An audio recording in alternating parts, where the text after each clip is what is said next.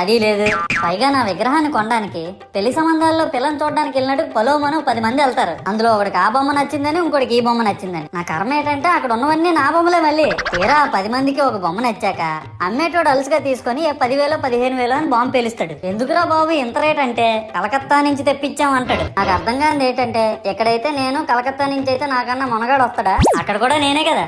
ఇలా నన్ను బజార్లో పెట్టి బేరం ఆడి నా మొహానికి ముసుగేసి వ్యాన్ ఎక్కిస్తారు. ఆ వ్యాన్ డ్రైవర్ గాడు నేను ఉన్నానని కూడా చూడకుండా ఏదో ఆలోచించుకుంటా డ్రైవ్ చేస్తా గతకల్లో గబ్బి గుబ్బి అని తెంచేసి నా కాల్లో చెయ్యి ఎరగొట్టేస్తాడు. ఈ విషయం చందాలు ఇచ్చిన చిన్నోళ్ళకి తెలిస్తే మళ్ళీ ఇరిగిపోయిన బొమ్మ పెట్టకూడదని ఏ బొమ్మ రాసి కవర్ చేసేస్తారు. సరేలే జరిగిందేదో జరిగింది, నా భక్తులే కదా కూల్ బ్రో అని చిల్లయ్యే లోపు నన్ను పందిర్లో పెట్టి ముసుగు తీసి నాకన్నా పొడుగున్నే సౌండ్ బాక్సులు 2 నా చెవులు పక్కన పెట్టి డీజే గణేష్ బ్రో అని చెప్పి నా పాటలను కూనీ చేస్తారు. సరేలే పిల్లలు కదా ఇప్పుడు కాకపోతే ఎప్పుడు ఎంజాయ్ చేస్తారు, కాసేపట్లో పూజ స్టార్ట్ చేస్తారని వెయిట్ చేస్తా ఉంటే ఆ 5 రూపాయల వ్రతకల్పన బుక్ చూస్తే